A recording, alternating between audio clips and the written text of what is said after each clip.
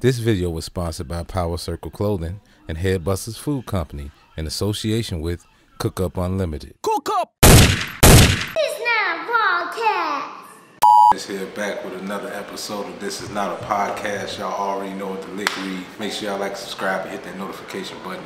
It's greatly appreciated. So tonight, not today, so tonight's episode, I decided that I'm gonna talk about something I might have touched on here and there. I have this conversation with a lot of my friends and a lot of my peers all the time. They do as well, and some people even go live about it. And that's, just talking about the state of hip-hop. You get a lot of perspectives on what the state of hip-hop is, whether the game messed up, whether everything is this and everything is that. We can touch on those at another time, but what I'm talking about today is the myth of being like some sort of age limit on the artist, or it should be some sort of age limit on artists coming into the game or embarking on their journey as a rapper or anything like that. And it's been talked about so many times, like it's this thing where they think it's some sort of age limit, like it's some sort of cap where you're supposed to just wrap it up, get them up out of here. And yeah, in some cases I would agree with that statement, but I wouldn't say I don't agree with the whole age limit thing. I think if you got it, you got it, you know what I mean? And to prove that, we laugh about this stuff all the time. Like you see people right now that's just relevant right now that's really putting on,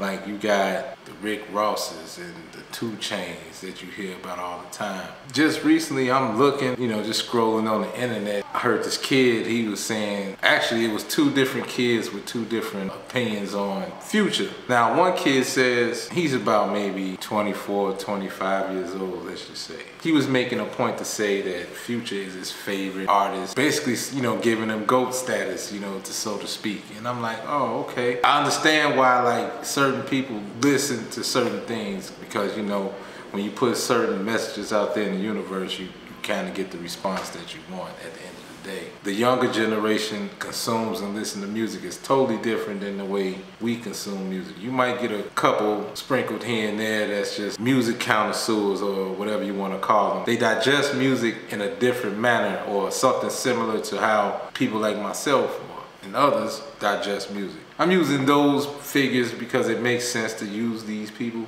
That's just like either over 30 or over 40. It's still not only relevant in the game, but front runners, like they in the front. I ain't talking about behind the scenes. I'm talking about like rapping or whatever the case may be. I mean, just look at how Griselda, how they broke their stride. These guys is 40, pushing 40, or they in their late 30s, just like myself. I'm in my late 30s. I'm on my 39th chapter, right? And I'm like, yo, if you an exceptional artist or if you good at something, why stop? Now, I myself, I know I'm sounding like the biggest hypocrite to some of my friends, because a lot of times I'll be thinking to myself like, no, I don't have no aspirations of being some rapper or being on stage with a bunch of youngsters, teenagers and early 20-year-olds, you know what I'm saying? Like, and I'm making the type of music that they supposed to relate to. And I'm like, that's not really the case. Like, I've seen some people make a great living in doing that, to the point where they gotta beef up on the Beijing for the hair and lie about the age, all this type of stuff, man. But if you are sharp, if your pen stays sharp, then there's no reason why you should stop. Like I said, my friends is calling me the ultimate hypocrite. I use my artistry in a more resourceful manner. I would rather write for an artist. Like, if it's a certain subject matter or a certain whatever the case may be, and I know it's not me, I know it's for me. My thing is like, I think every artist should just make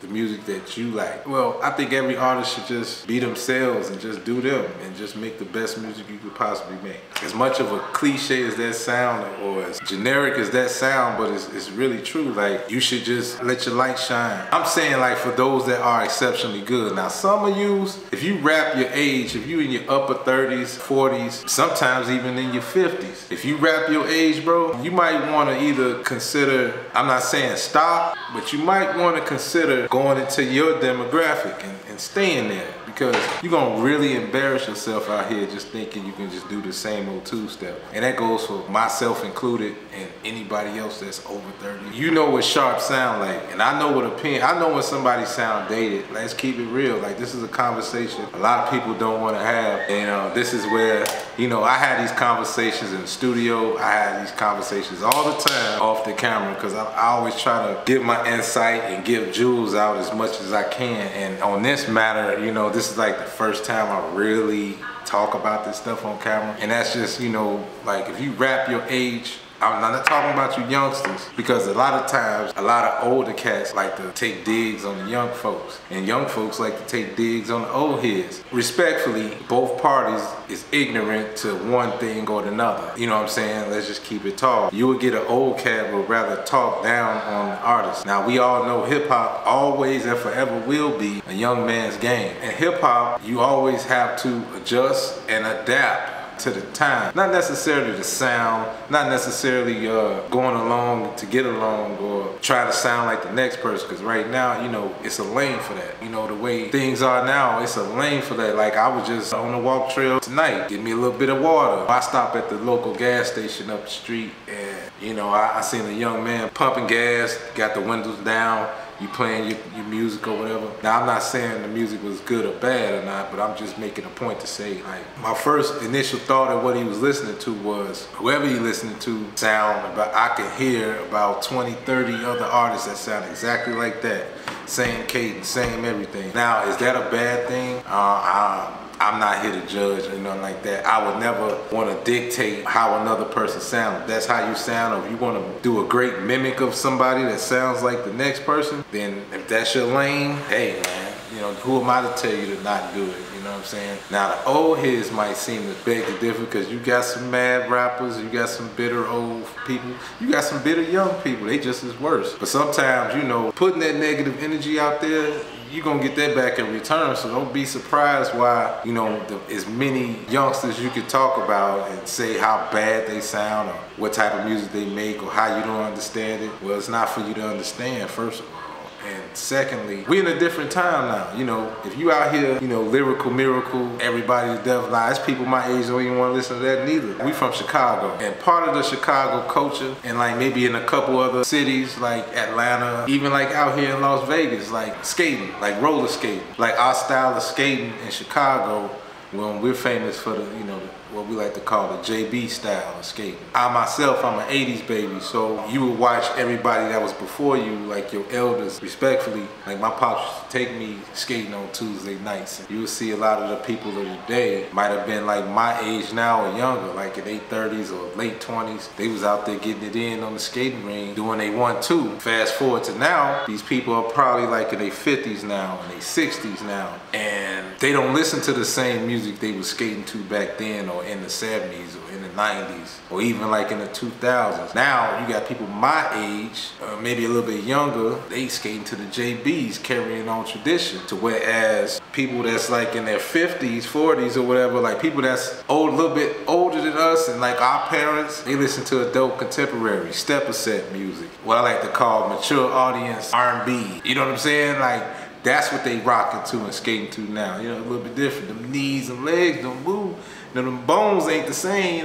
You know, your body don't move the same no more, so you gotta move to a different pace. Now, same thing with hip hop live. You a person that was like, once upon a time was an exceptional rapper, then you understand what I'm about to say. Like, some of us fit in the category to where, like, and I'm not talking about all the other rappers. This is a message directly for the lyrically inclined. If you're a lyrically inclined artist, I'm not talking about you a person that just know a bunch of big words. I'm talking about a person that has good flow delivery, good cadence, not as well as lyrical ability, but a way with wordplay, something that sounds good to the ear, not just a bunch of, you know, I don't want to give no comparisons out because I don't want to disrespect nobody, but scientific, lyrical miracle, MC squared rap, top 40, a certain type of standard of rap that's exceptionally good that a lot of these youngsters and even like some of these old heads is afraid of. Like, they can't do it. You know, that's the main reason that you can't do it. And it's a lot of people out here that can just do it, that just naturally can do it. And what I'm saying is, you know, all they would have to do simply is just adapt to the times, keep your pen sharp. It's basic instructions, and then there's the others. You might not have been good in your heyday, you know what I'm saying? But rap is so easy to do now, like everybody's a rapper now. So it's not about skill, it's not about your skill set. It's can you make a hit record? Can you make a hot song if you're chasing top 40? But if you're not chasing top 40 like myself and a lot of other people that's not, that just, it's almost like it's grassroots music, you know what I'm saying? Like the brand of hip hop that we listen to sometimes. Now I listen to everything, so please keep an open mind for some of y'all. Like, I know a lot of y'all is just stuck in like 1 or 2 gears where y'all listen to a certain type of rap. Y'all know what I'm talking about.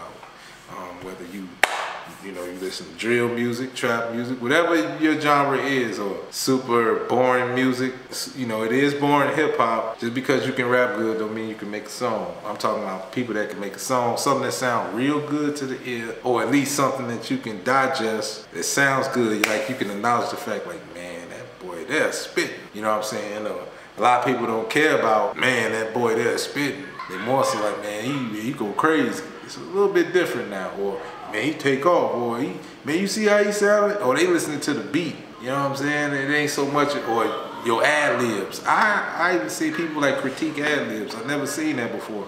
But we live in a different time now. So my thing is just me just talking, just tapping in real quick just to talk about it. I thought it was pretty fascinating. Moral of the story is simply, it's just do what works for you, do you, and make the best music you can possibly make. I know that's, like I said, it sounds so generic, but it's true. I can only speak for people like myself. Like, you might not even be frustrated with music over hip hop. In terms of like just getting back in the ring and being an artist. A lot of my homies are still in it to win it. There's people older than me. I got a homie that's way older than me. Dropped a project. He just decided to embark on a journey of being a rapper. And he's doing pretty well, getting response more than he can imagine. And he doing his thing, man, just in his lane, doing his thing, you know what I'm saying? So basically, like, that's why I said the whole age limit thing is just one big myth. I think that only exists if you're chasing like top 40. Like, I ain't never heard of nobody like old as hell talking about, hey man, I'm trying to I'm gonna get this deal, get this record deal.